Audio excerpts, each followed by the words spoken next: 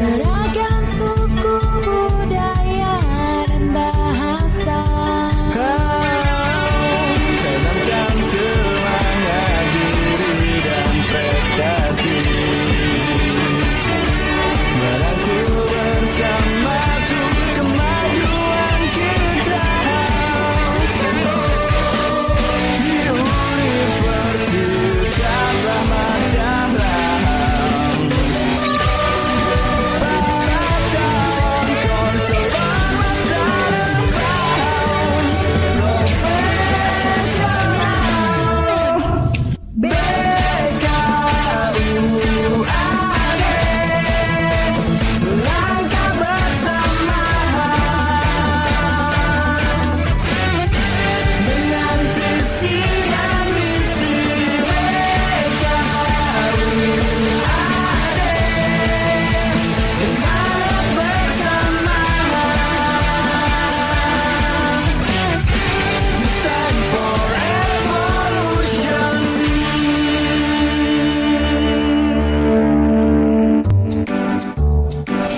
Tadi gimana tadi pas pelajaran tadi ya?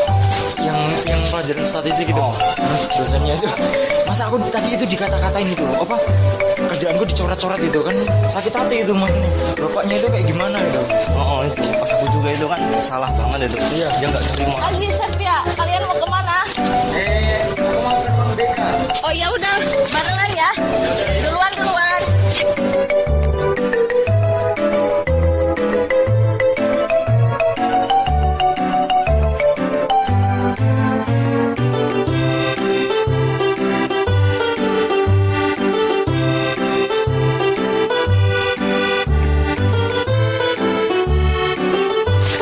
Ya, oke ini siapa yang belum datang?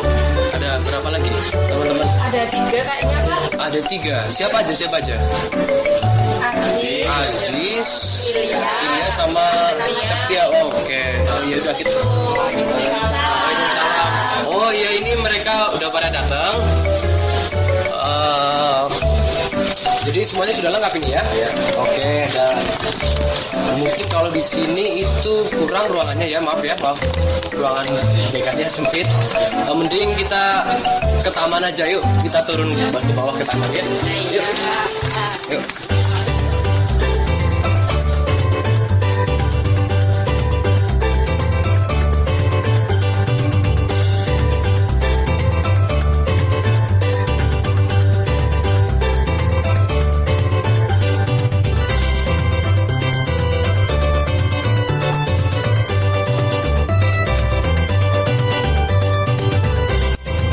Ya, bagaimana kalau di taman ini aja gimana, teman-teman?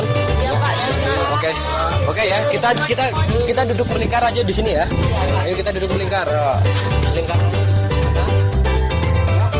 Yuk. Semuanya masuk di lingkaran. Kalau kurang waktu itu ada.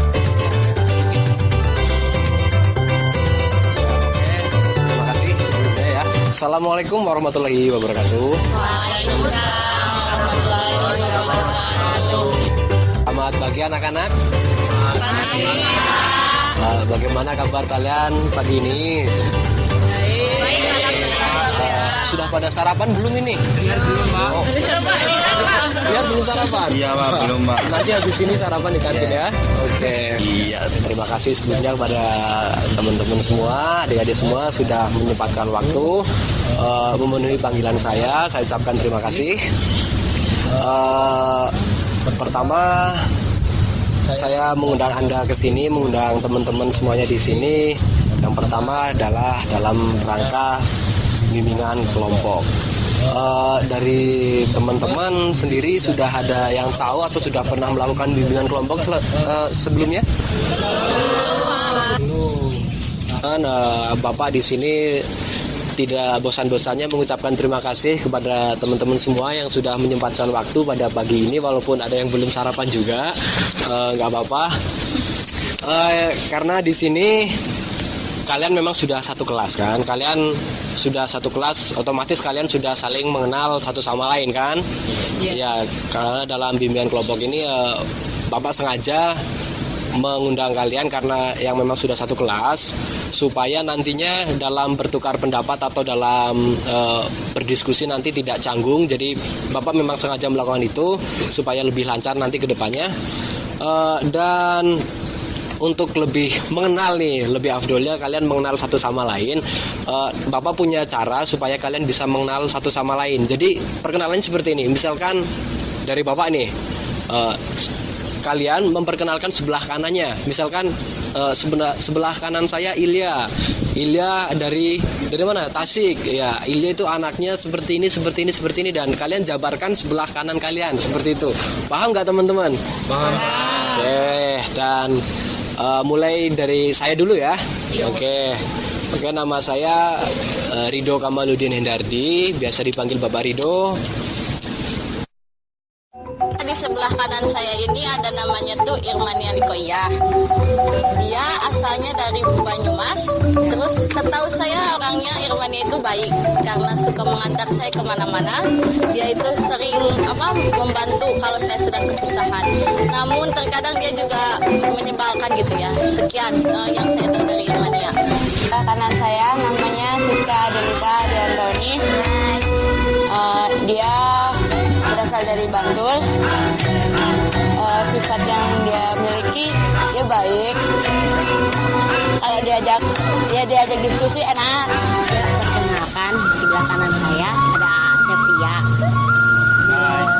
Ya, dia itu orangnya baik, ramah, kasep, apalagi ya, mandiri juga. Itu sih yang saya tahu dari Septia. Ya, sebelah kanan saya adalah Haji Ahmade. Jadi dia itu adalah yang saya tahu tuh orang Jawa Timur. Dia itu suka main ke kos saya. Jadi yang saya suka dari dia itu kacamatanya yang punya ciri khas seperti itu. Ya, dan di sebelah kanan saya ada Mbak Eli Ananda. Hai. Dia berasal dari Ponorogo. Yang kalian ketahui cukup, dia orangnya cantik, dia orangnya cantik, dia orangnya cantik, dia orangnya cantik, dia orangnya cantik. Kamu cantik, cantik dari hatimu. You are beautiful. Mungkin Mas Dian juga ada itu tertarik gitu kan. Anaknya baik, rajin, insya Allah solehah. Itu yang saya ketahui dari Mbak Eliananda. Terima kasih. Ya, dan di sebelah kanan saya ini namanya Husnul Mukaromah. Berasal dari Cilacap. Husnul itu orangnya baik dan dia itu gokil dengan bahasa ngapaknya. Itu yang saya tahu dari Husnul. Di sebelah kanan saya ada Ahmad Rihan Soratan. Dia tuh orangnya baik, langsung pipitnya itu loh yang nggak kuat sedalam sumur. Terus dia anak Klaten. Terus mungkin ya kalian semua sudah tahu lah dia seperti apa. Bukan seperti itu? Ya, terima kasih. Ya, sebelah kanannya lagi ada Mbak. Bentar dulu, kanannya lagi. Iya, benar. Kanan. Oh iya, kanannya lagi. Oh iya, benar sekali. Ada Mbak Ilya Ainur. Oh iya. Dari Tasikmalaya. Sifatnya yang saya ketahui itu centil dan cakep, tapi lebih cakep dari saya. Ya, itu saja yang saya tahu. Terima kasih. Oke, terima kasih kalian sudah perkenalan semuanya. Berarti kalian memang sudah mengenal satu sama lain.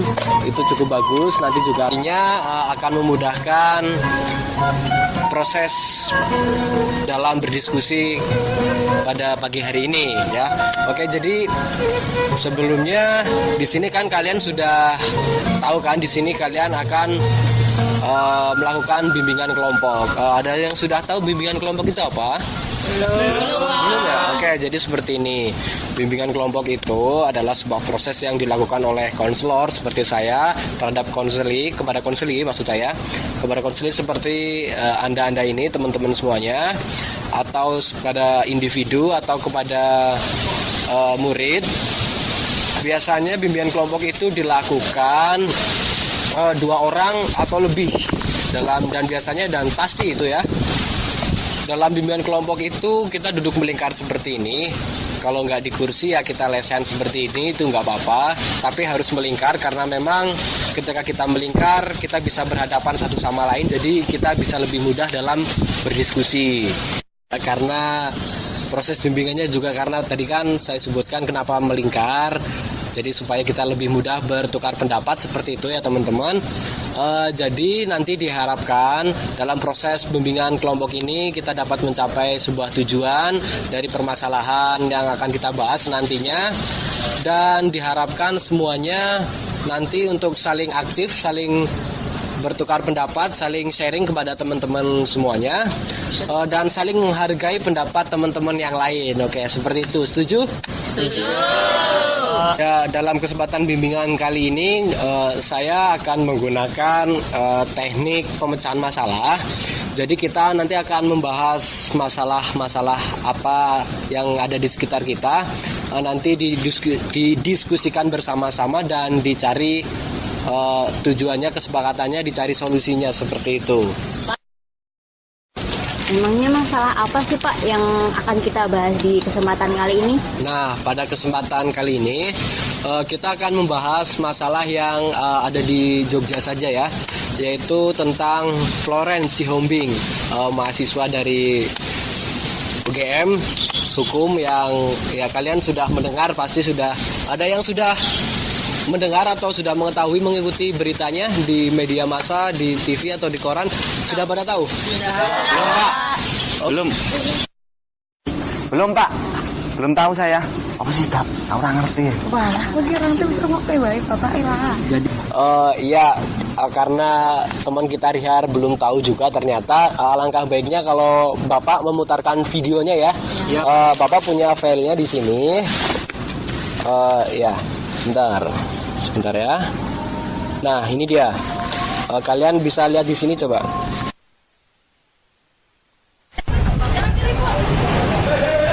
Beginilah kekesalan seorang wanita pengendara sepeda motor saat antri BBM di salah satu SPBU di daerah Lempuyangan, Yogyakarta, Rabu 27 Agustus lalu. Di depan antrian mobil, ia meminta petugas mengisi tangki motornya dengan BBM. Namun petugas enggan melayani karena khawatir menimbulkan kecemburuan pengendara sepeda motor lain yang antre di antrean motor. Wanita ini kemudian mengunggah status di media sosial dengan kalimat-kalimat yang membuat masyarakat Yogyakarta marah. Wanita tersebut diketahui sebagai Florence Sihombing, mahasiswi strata 2 jurusan Kenotariatan Universitas Gadjah Mada Yogyakarta. Akibat kalimat-kalimatnya yang menyinggung, Florence pun didemo puluhan warga. Mereka menggelar aksi di bundaran kampus UGM. Massa mengecam dan meminta Florence untuk pergi dari Yogyakarta. Pihak UGM pun berencana akan segera memanggil Florence untuk meminta klarifikasi. Belakangan Florence pun meminta maaf. Kita ke Jogja nggak pernah yang namanya menghina masyarakat lain, suku lain, dari mana kita terima dengan lapang dada di Jogja selama dia nggak merugikan kita. Tapi kok tulisannya itu sangat... Seorang wanita akhirnya secara langsung meminta maaf kepada Gubernur sekaligus Raja Keraton Yogyakarta Sri Sultan Hamengkubuwono X. Ia berharap warga Jogja memaafkannya dan ia bisa terus melanjutkan studinya di UGM. Florence Sihombing tiba di Kompleks Kantor Gubernur Kepatihan didampingi Wakil Rektor Universitas Gadjah Mada, Budi BS, dan Dekan Fakultas Hukum UGM Paripurna. Kedatangan Florence untuk meminta maaf secara langsung kepada Sultan sebagai representasi masyarakat Yogyakarta. Ia berharap permintaan maafnya bisa diterima dengan baik oleh seluruh warga Yogyakarta dan ia bisa terus melanjutkan studinya di program Pasca Sarjana Kenotariatan Fakultas Hukum UGM. Sementara itu, Sri Sultan Hamengkubuwono menyatakan Florence telah menyampaikan permintaan maafnya secara tulus. Untuk itu, warga Yogyakarta juga diharapkan bisa memberikan maaf pada Florence. Selain bertemu dan meminta maaf pada Sultan, rencananya Florence juga akan bertemu dengan pihak pelapor yang akan dimediasi oleh GKR Hemas.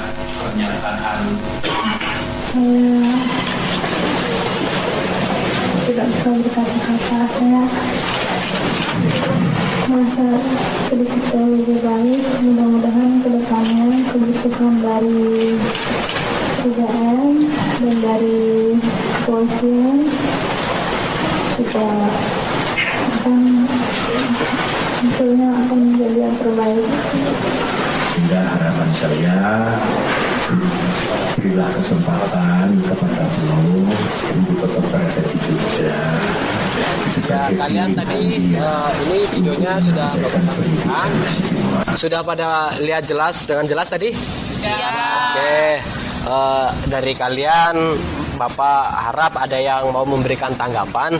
Silahkan dari teman-teman untuk memberikan tanggapan. Ya, kan di video itu si Flo itu emosinya sangat menggebu-gebu sehingga dia langsung langsung berkicau di sosmed. Ya, baik. Terima kasih Irma. Tanggapannya bagus sekali. Dan ada lagi mungkin dari sebelahnya Siska ingin memberikan masukan. Silakan. Ya kan si Florence itu kan emosinya menggebu-gebu sampai dia tuh namanya cerita di sosial media. Terus kan kalau di sosial media kan banyak orang-orang yang pada lihat. Nah terus komunitas di Jogja tuh banyak yang mendemo dia, menuntut dia tuh supaya diberi hukuman kayak gitu Pak. Oh ya benar sekali Siska. Terima kasih ya, tanggapannya bagus sekali. Selanjutnya mungkin dari Ajis mungkin. Ya Ajis, silakan. Iya Pak, ini sependapat sama dari pendapatnya Mbak Siska bahwa di sini si Floren tidak langsung minta maaf kepada warga Jogja. Jadi di sini warga Jogja itu merasa terusik dan akhirnya menuntut si Floren untuk ditahan, begitu Pak. Ya, bagus sekali. Terima kasih Mas Ajis. Tanggapan dari Mas Ajis bagus sekali. Saya rasa 3 tanggapan cukup. Jadi Bapak menyimpulkan di sini bahwa memang perilaku Florence di sini, Florence sebagai pendatang tidak sepantasnya seperti itu ya. Jadi ya kalau kita melakukan kesalahan, alangkah baiknya kita minta maaf, bukan begitu? Dari tanggapan teman-teman kalian dan dari tanggapan video tadi yang Bapak tampilkan, saya ingin semuanya menjelaskan satu-satu atau menyimpulkan satu-satu apa yang sebenarnya terjadi dan apa penyebab Florence melakukan itu dan mengapa warga Jogja marah dan bagaimana sih seharusnya warga Jogja menyikapi keadaan seperti itu. Oke, dimulai dari Yulia. Ya, ini semua tuh terjadi mungkin juga karena sifat atau watak budayanya si Florence sendiri. Jadi sumbernya tuh kan orang Batak biasanya terkenal dengan keras gitu, sedangkan orang Jogja tuh lembut. Nah, di mana orang lembut dibalas dengan orang kasar atau bukan kasar, bagaimana ya, keras seperti itu, jadi gampang tersinggung karena hati orang Jogja mungkin lembut gitu. Itu menurut saya. Oke, terima kasih. Ya, terima kasih tanggapannya. Luar biasa. Selanjutnya sebelahnya Mas Ajis, mohon Mas Septia untuk memberikan. Iya Pak, jadi kalau menurut kesimpulan dari masalah tadi dari rekan-rekan itu, saya dapat menyimpulkan bahwasannya Florence ini lebih mengedepankan kepada emosi. Jadi orangnya itu lebih emosian. Jadi seperti itu Pak kalau menurut saya. Ya oke, terima kasih. Selanjutnya Saya Pak, kalau menurut saya sih si Florence-nya itu emang dasarnya nggak sabaran Pak. Coba kalau dia itu sabar sedikit aja, pasti nggak ada hal besar yang terjadi sama dia kayak gitu Pak. Saya Pak, menurut saya semua ini terjadi karena Florence itu melakukan kesalahan. Dia itu marah-marah dan tidak mau meminta maaf kepada orang Jogja, dan sehingga terjadi konflik baru dan orang Jogja itu tidak mau dijelek-jelekan nama baiknya, sehingga orang Jogja menuntut Florence agar dihukum. ya oke, terima kasih. Selanjutnya Ya, saya menambahkan benar kata Mbak Eli, sampai-sampai masalah ini diperpanjang ke polisi karena keegoisan Flo, sampai-sampai dia tidak mau minta maaf. Untung saja tidak terjadi perang budaya. Maaf, saya mau menyanggah dari pernyataannya Mbak Irma sama Mbak Eli. Iya sih, emang awalnya Florence itu marah-marah, tapi kan lama-lama dia juga minta maaf. Terus Sultan juga tidak mengambil pusing loh tentang masalah itu. Tapi kenapa warga Jogjanya itu malah membesar-besarkan masalah itu sampai harus dia harus dihukum atau dipenjara, atau yang lebih parahnya lagi warga Jogja itu minta ditindak pidanain dia. Udah segitu, terima kasih. Tapi maaf Mbak Kusnul, kalau saya sih ya sebagai orang Jogja tuh nggak terima kalau misalnya cuma minta maaf aja. Harusnya ya ditindaklanjuti dong. Itu menyangkut nama baik loh. Dan pendapatnya Mbak Siska, Pak, karena ini berkaitan dengan pencemaran nama baik, dan yang kita tahu negara kita kan negara hukum, jadi itu pencemaran nama baik udah diatur dalam undang-undang, jadi segala sesuatu itu bisa dipidanakan, apalagi menyangkut masalah pencemaran nama baik tersebut. Allah aja maaf ya Dap. Lagian masalah ini dipicu oleh emosi seorang, kan tidak ada yang tahu kan. Lah, yang namanya emosi kenapa harus dikeluarkan seperti itu? Kenapa harus menggebu-gebu? Yang pada akhirnya sekarang dia itu kan kena sanksi, terus kena hukuman juga. Baiklah, semuanya terima kasih. Wow, ini sudah semakin panas ternyata ya. Terima kasih kalian semuanya aktif. Pendapat-pendapat kalian juga sangat bagus dan menarik. Tapi saya lebih tadi tertarik sama jawabannya Mas Rihar ini, bahwa Allah itu Maha Pengasih dan Pemaaf, seperti itu ya. Betul ya? Betul. Oke, ya menurut Mas Rihar, karena Allah saja Maha Pengasih dan Pemaaf, masa kita sebagai manusia tidak memaafkan, seperti itu? Iya. Interupsi Pak, coba aja ya Rihar, nggak usah nama daerah wis, namamu aja. Kalau dijelek-jelekin orang kayak gitu, gimana sih reaksi kamu? Sakitnya tuh di mana?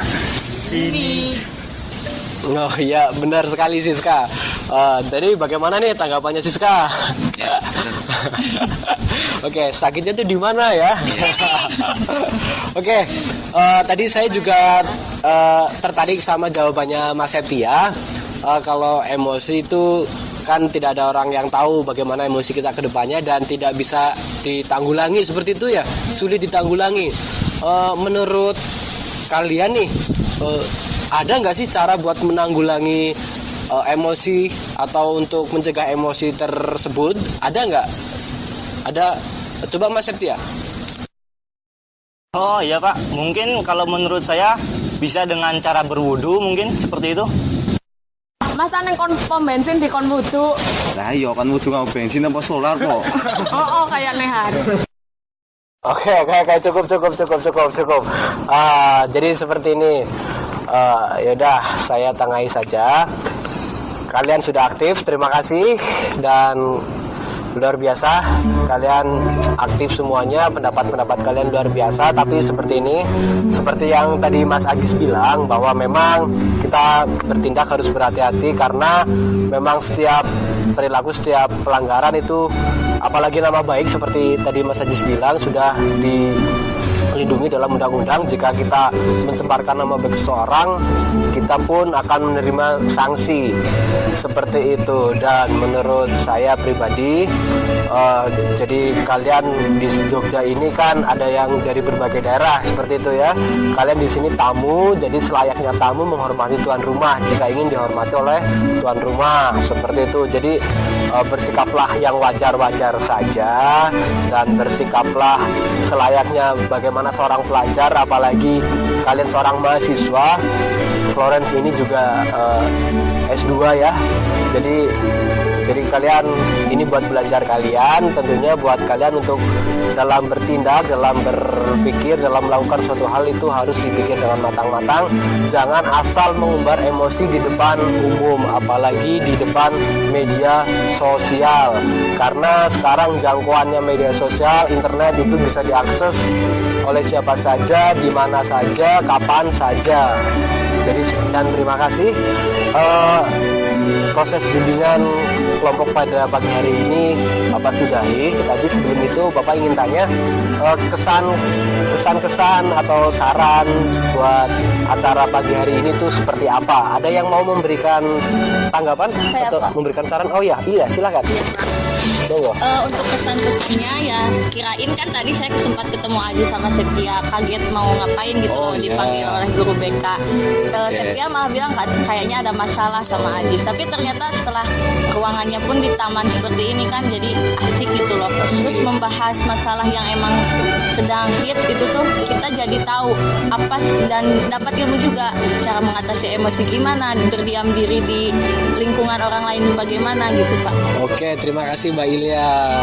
Ya, jadi seperti itu. Jadi kalian jangan selalu takut jika dipanggil ke ruangan BK seperti itu ya, karena tidak semua yang dipanggil ke ruang BK itu bermasalah, itu tidak. Jadi hilangkan persepsi di kepala kalian tentang itu, oke? Dan terima kasih, kritik dan sarannya bagus. Terima kasih Mbak Ilya. Terima kasih buat teman-teman juga. Sekian Bapak sudahi bimbingan kelompok pada pagi hari ini. Dan selamat melanjutkan aktivitas kalian. Yang belum sarapan, silahkan sarapan atau nanti Bapak traktir. Ya, boleh ya. Ya, oke. Sekian, apabila ada kekurangan atau kesalahan atau kelebihan atau apa segala macam, Bapak mohon maaf. Dan terima kasih. Assalamualaikum warahmatullahi wabarakatuh. Waalaikumsalam.